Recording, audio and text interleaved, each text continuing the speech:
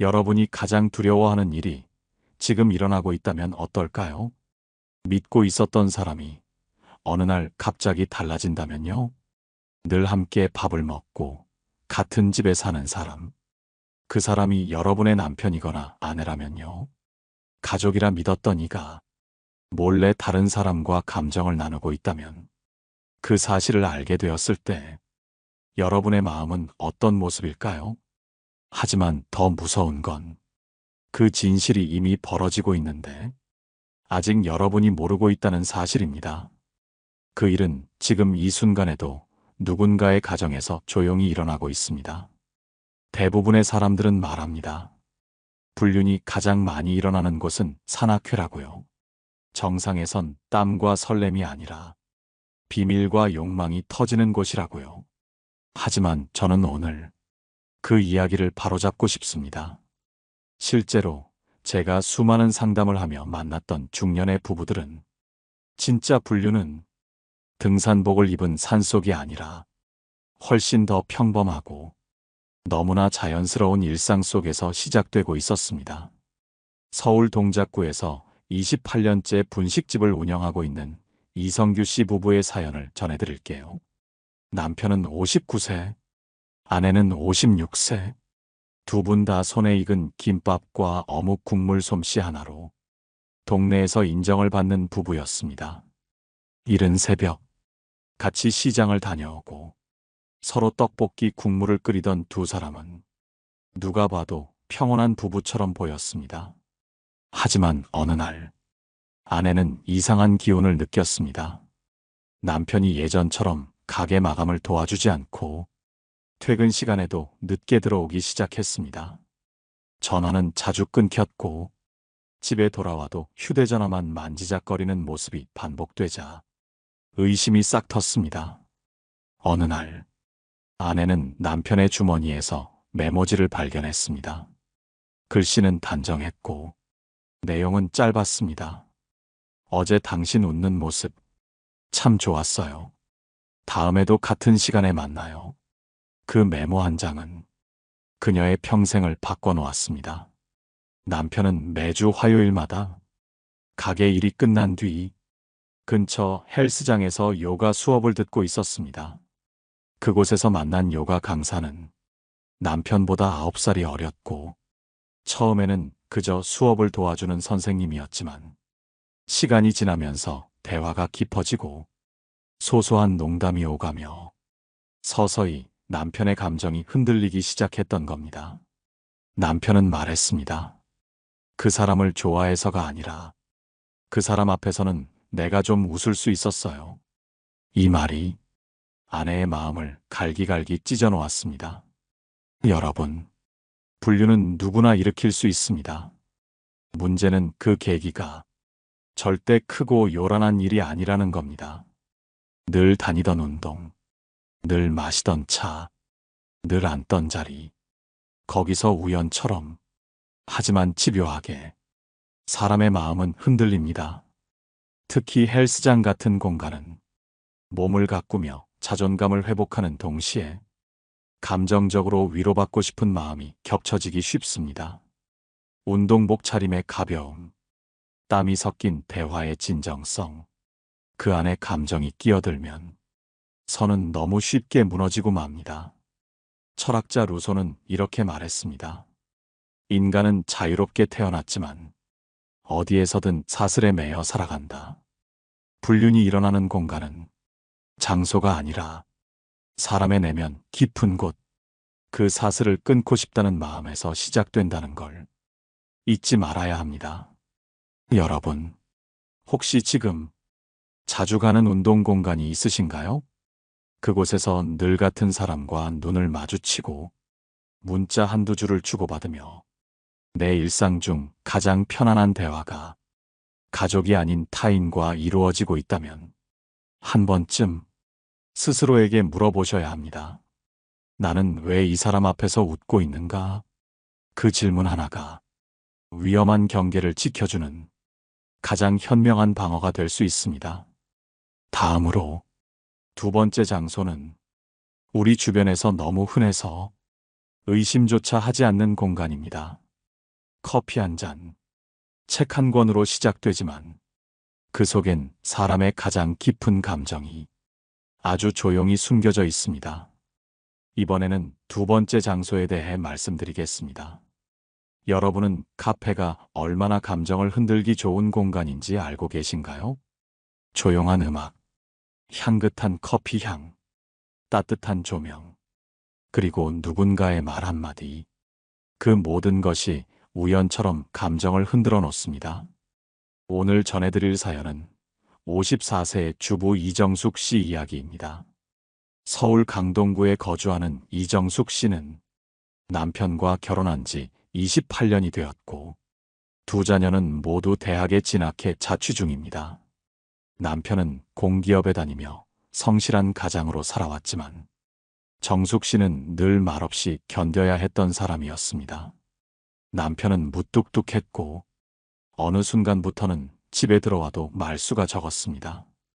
저녁밥을 차려도 고맙다는 말 하나 없었고 주말엔 리모컨을 잡고 드라마를 보거나 낮잠을 자는 게 전부였습니다. 그런 남편을 향해 정숙 씨는 원래 저런 사람이라며 이해하고 넘기곤 했습니다.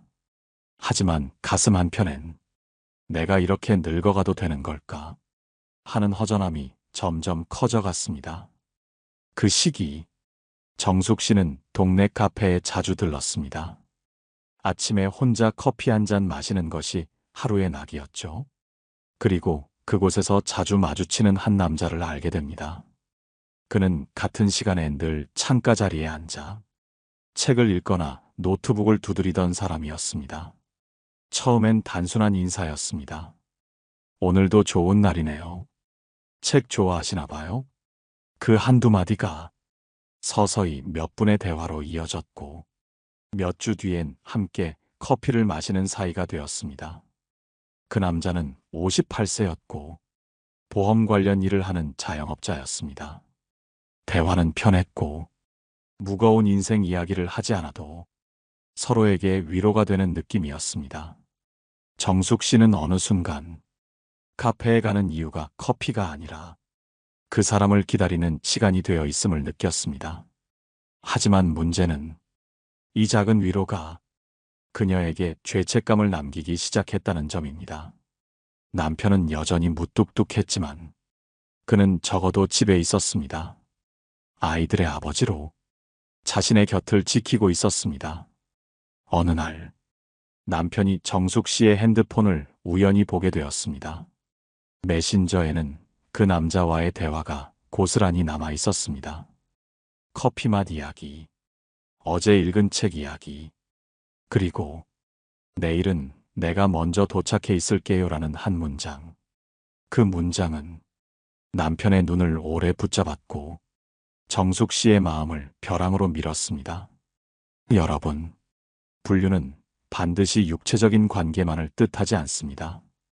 감정이 움직이고 그 감정이 가족이 아닌 타인에게 옮겨갔다면 그 순간 이미 경계는 무너진 것입니다. 카페는 조용한 공간입니다. 하지만 그만큼 마음도 조용히 흔들립니다.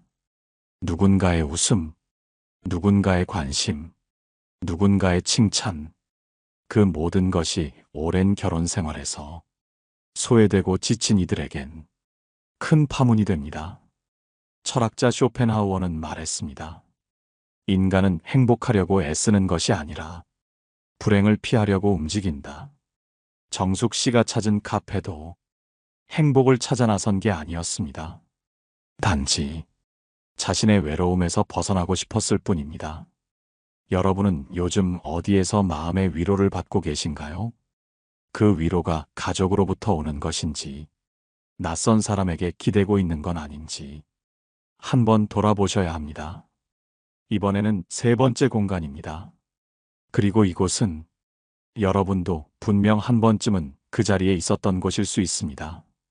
아주 일상적이고 자녀를 위한 공간이지만 가장 조심해야 할 불륜의 씨앗이 자주 뿌려지는 장소입니다. 이번에는 세 번째 이야기입니다. 불륜이 가장 많이 일어나는 공간 중 마지막으로 제가 꼭 말씀드리고 싶은 곳이 있습니다. 많은 분들이 이 공간을 절대 의심하지 않으시지만 실제로는 조용히 그리고 아주 자연스럽게 감정이 자라는 곳입니다. 그 공간은 바로 학부모 모임입니다. 아이를 위한 모임이라고 생각하기에 경계심이 전혀 없고 오히려 가정적인 사람들끼리 모이는 자리라는 이유로 신뢰가 쉽게 쌓입니다. 하지만 그 안에서 오가는 이야기, 함께 보내는 시간, 그리고 나누는 공감 속에 감정이 천천히 그러나 확실하게 흘러갑니다. 오늘 전해드릴 이야기는 경기도 안양에 사는 47세 주부 김현경 씨의 사연입니다. 현경 씨는 중학생 딸을 둔 엄마로 남편은 대기업에서 오래 근무해온 평범한 회사원입니다. 가족은 크게 문제없이 살아왔고 현경 씨 또한 큰 불만 없이 일상을 살아내고 있었습니다. 그녀는 처음엔 학교에서 열리는 학부모 모임이 귀찮고 번거로웠습니다. 하지만 아이를 위해 꼭 참석해야 한다는 생각에 모임에 빠지지 않고 나가기 시작했고 그 안에서 몇몇 부모들과 자연스럽게 가까워졌습니다. 그중 한 사람, 48살의 남자 학부모, 싱글파더라는 말에 처음엔 불편했지만 그는 말수가 적고 항상 아이 이야기를 조심스럽게 꺼내는 사람이었습니다.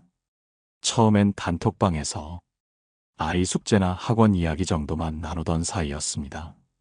하지만 점차 단둘이 연락하는 일이 늘어났고 카페에서 방과 후 수업 이야기로 커피를 마시다 보니 대화는 아이에서 서로의 삶으로 넘어갔습니다. 그는 말했다고 합니다. 아이 키우느라 혼자 많이 지치셨죠? 그 마음 저도 알 것 같아요. 그 짧은 한마디가 현경 씨의 마음을 무너뜨렸다고 합니다. 남편에게서 들은 적 없는 공감, 그리고 애써 외면해왔던 자신의 외로움을 그 말 한 줄이 건드렸던 겁니다. 그날 이후 둘은 아이를 핑계 삼아 더 자주 만나게 되었고 급기야는 아이와 관련 없는 시간에도 연락을 주고받으며 감정을 나누게 되었습니다. 현경 씨는 스스로를 합리화했다고 말합니다. 난 아직 아무 짓도 안 했어. 단지 이야기 나눴을 뿐이야. 하지만 이미 그녀의 마음 속에는 남편이 아닌 누군가를 기다리는 감정이 자라 있었고 남편과의 대화는 점점 사라져갔습니다. 문제는 이 사실을 남편이 알게 된 날입니다. 우연히 그녀의 휴대폰을 본 남편은 단둘이 나눈 대화, 사진, 그리고 오늘은 당신 얼굴 못 봐서 하루가 허전했어요 라는 문장을 보고 아무 말 없이 방을 나갔다고 합니다. 현경 씨는 눈물로 말했습니다. 난 그 사람을 사랑한 게 아니라 그냥 너무 외로웠던 거예요. 하지만 외로움을 달래려 했던 선택이 가족을 무너뜨리고 말았다는 사실을 그제야 받아들일 수 있었다고 합니다. 여러분, 우리는 종종 외로움이라는 감정을 작고 가볍게 여깁니다. 하지만 그 외로움이 잘못된 위로를 만나게 되면 그 파장은 걷잡을 수 없습니다.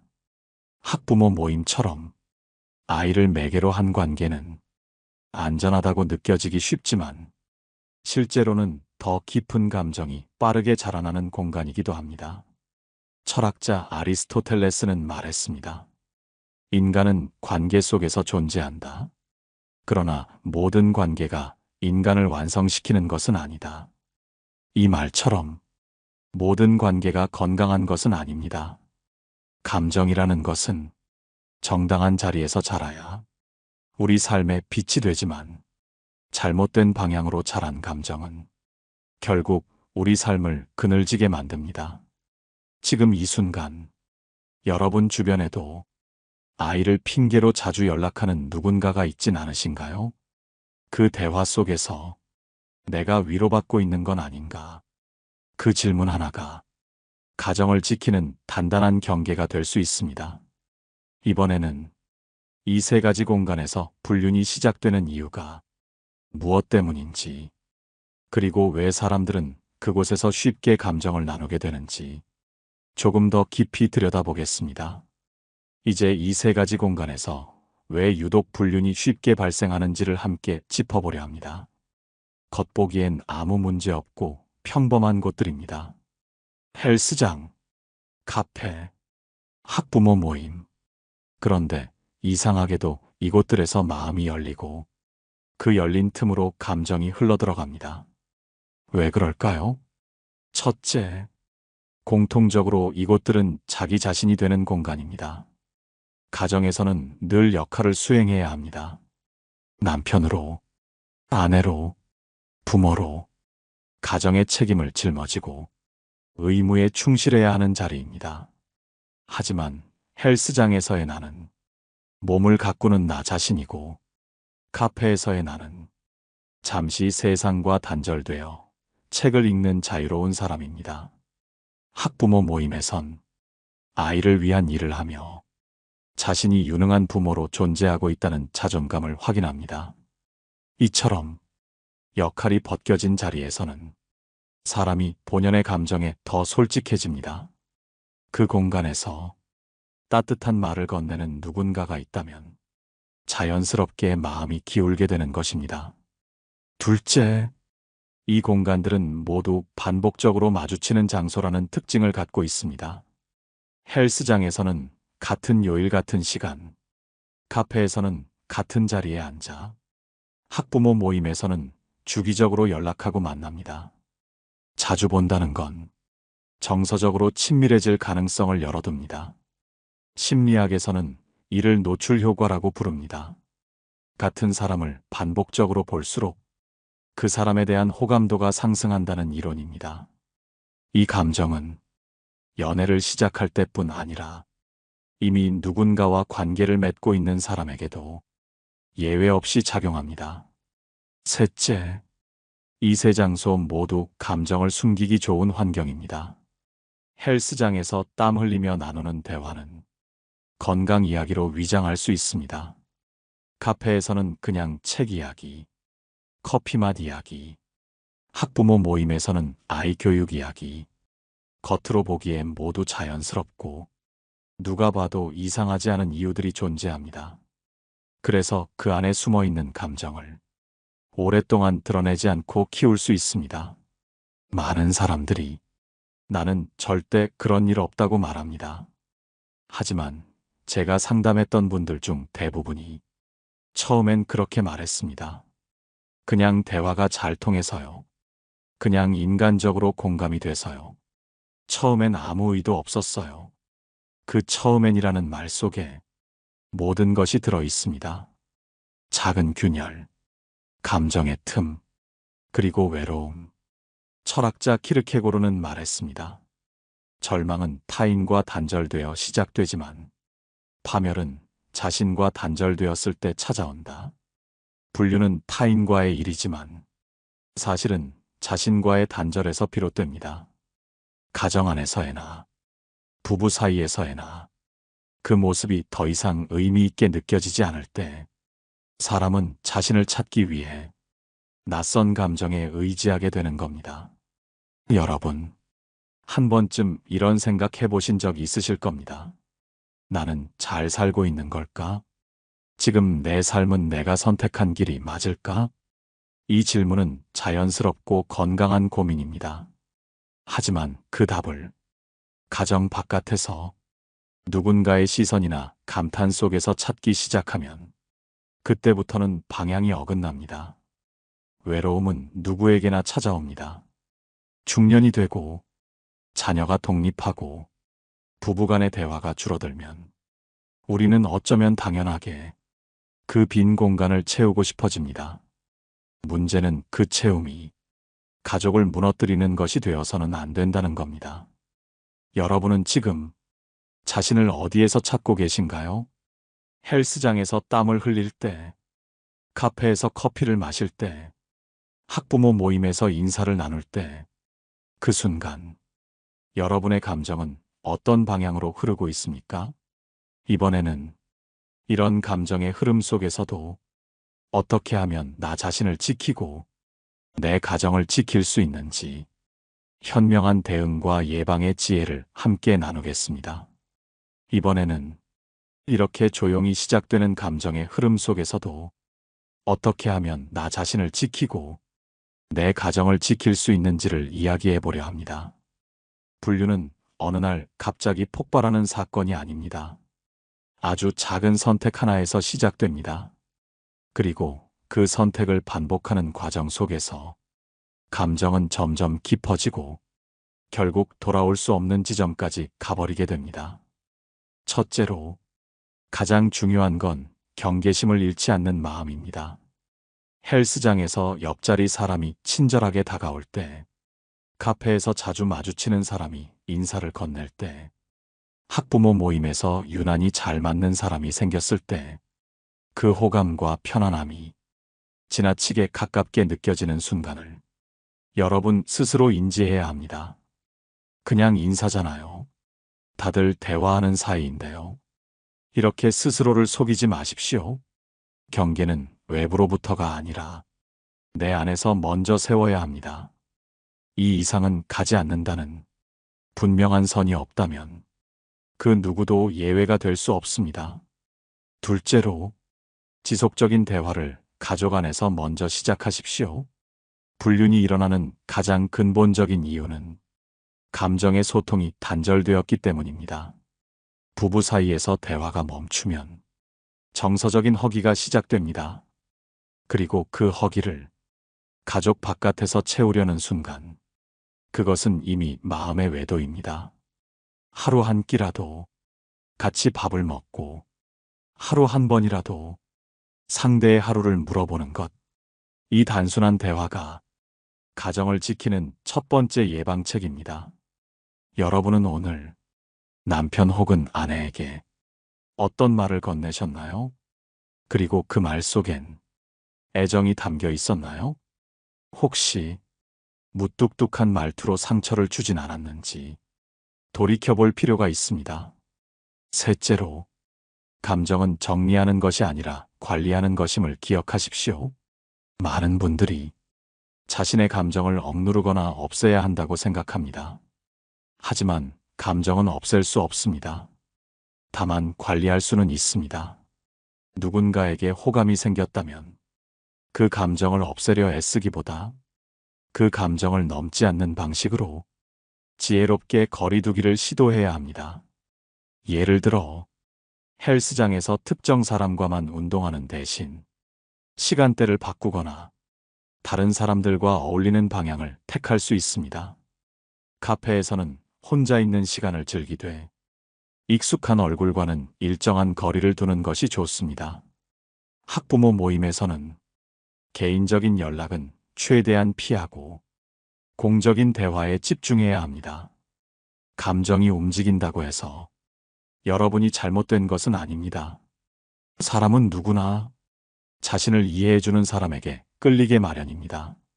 하지만 그 감정에 이유를 부여하고 행동으로 옮기는 순간, 그건 선택이 됩니다.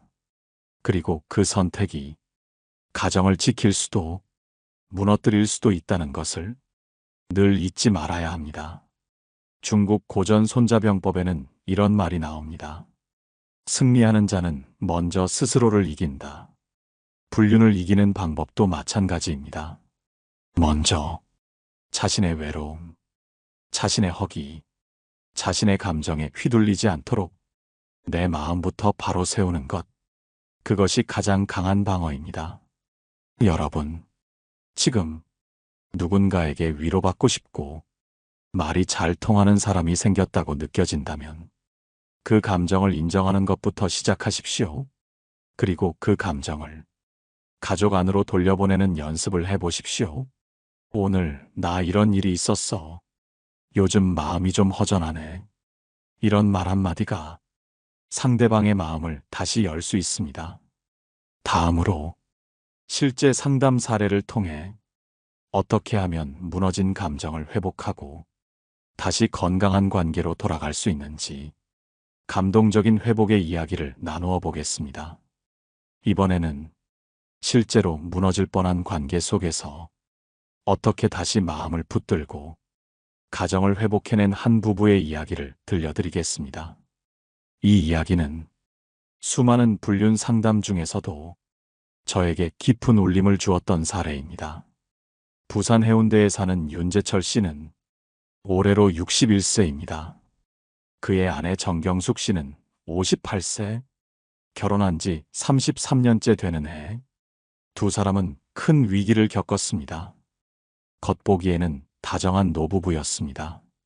동네 사람들 눈에도 시장 한켠에서 손을 꼭 붙잡고 걷는 모습이 인상적이었고, 이웃들도 부러워하는 인꼬 부부였습니다. 하지만 그 다정함은 겉모습일 뿐이었습니다.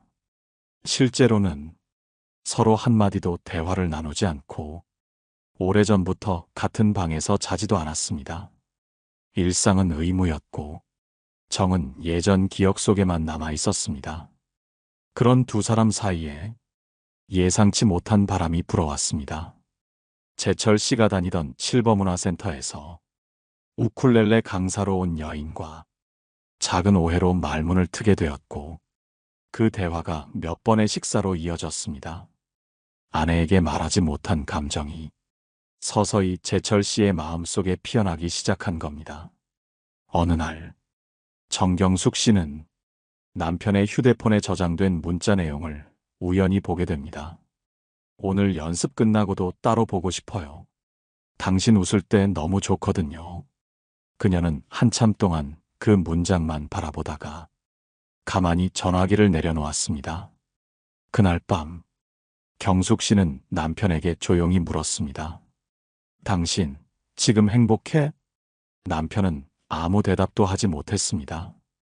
그리고 조용히 고개를 떨군 채 긴 한숨만 쉬었습니다. 며칠을 서로 말을 하지 않고 집안은 차가운 정적에 가라앉았습니다. 그러다 일주일쯤 지난 어느 날 남편은 조용히 입을 열었습니다. 나 외롭더라. 근데 당신도 외롭지 않았어? 그 질문 하나가 두 사람의 무너진 시간을 조금씩 꺼내기 시작했습니다. 그날 밤 두 사람은 늦은 시간까지 서로의 서운함을 이야기했습니다. 나는 당신이 나를 더는 여자라고 생각하지 않는 것 같았어. 나는 당신이 내 말에 아무 관심도 없는 줄 알았어.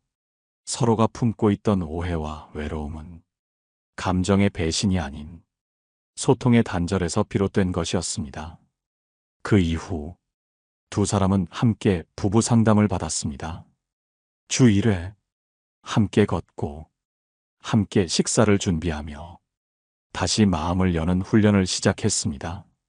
그리고 무엇보다 둘만의 대화 시간을 하루에 30분씩 정해놓고 서로의 이야기를 경청하기 시작했죠.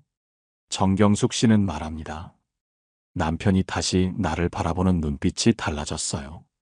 처음 만났을 때처럼 서툴지만 따뜻한 눈빛이었어요. 윤재철 씨도 말합니다. 나는 다시 아내와 손을 잡을 수 있어서 내가 살아있다는 느낌을 받아요.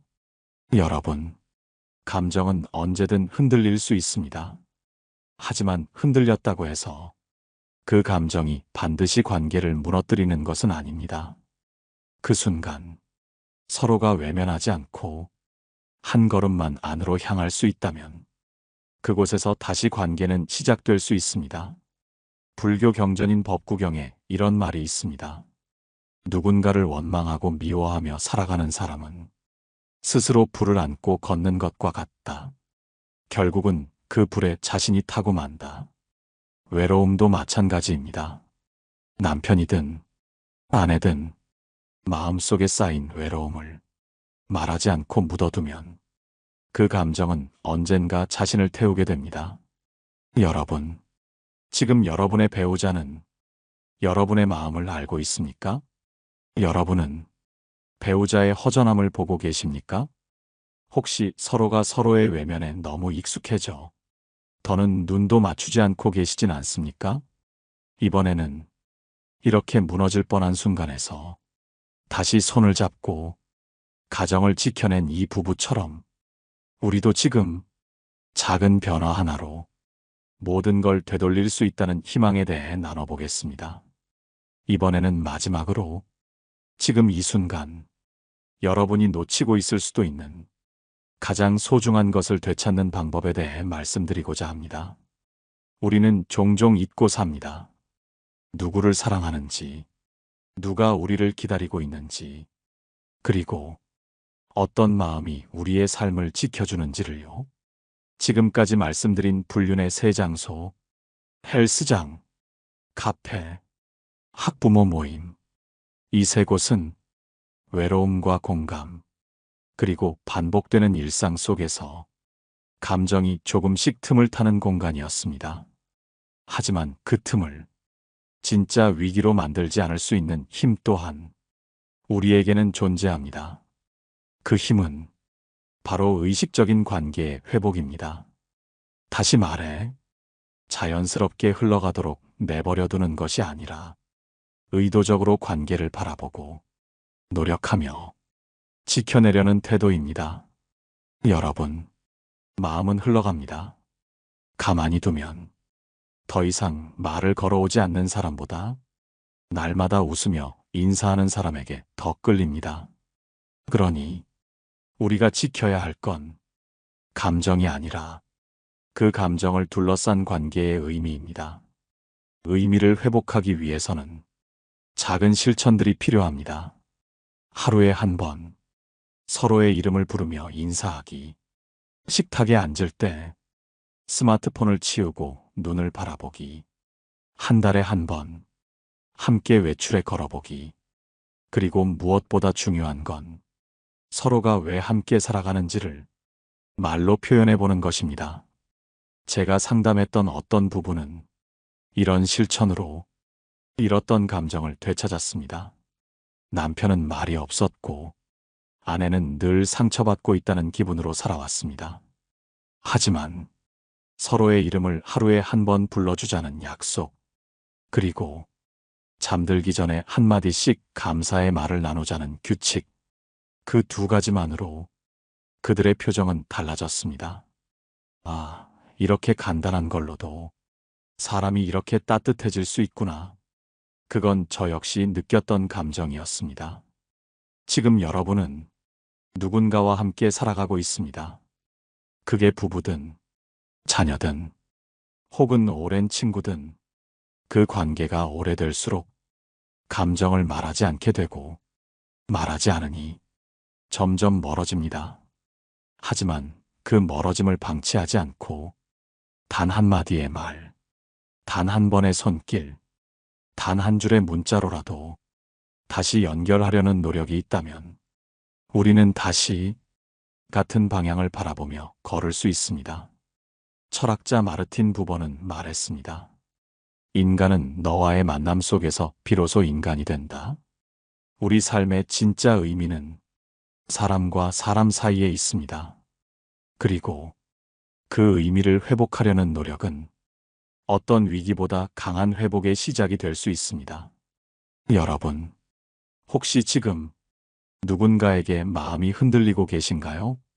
그 감정을 무조건 억누르려 하지 마시고 왜 그 감정이 생겼는지를 내 삶 안에서 조용히 들여다보시기 바랍니다. 그리고 지금 여러분 곁에 있는 사람에게 이 말을 전해보시면 어떨까요? 나도 외로웠어. 우리 다시 손잡을 수 있을까? 그 한마디가 여러분의 인생을 다시 따뜻한 방향으로 이끌어줄지도 모릅니다. 지금까지 불륜이 가장 많이 일어나는 세 가지 장소, 그리고 그 속에서 무너지지 않는 법에 대해 함께 나눴습니다. 오늘 이야기가 여러분에게 작은 울림이 되었기를 바랍니다. 만약 이 방송이 여러분의 마음에 남았다면 댓글로 여러분의 생각을 들려주세요. 그리고 좋아요와 구독으로 이 따뜻한 이야기들이 더 많은 분께 전해질 수 있도록 함께 해주시면 감사하겠습니다. 언제나 여러분의 삶이 조금 더 평온하고 조금 더 따뜻하길 바라며 다음 시간에도 여러분의 이야기에 귀 기울이겠습니다. 감사합니다. 노후에 빛나는 지혜였습니다.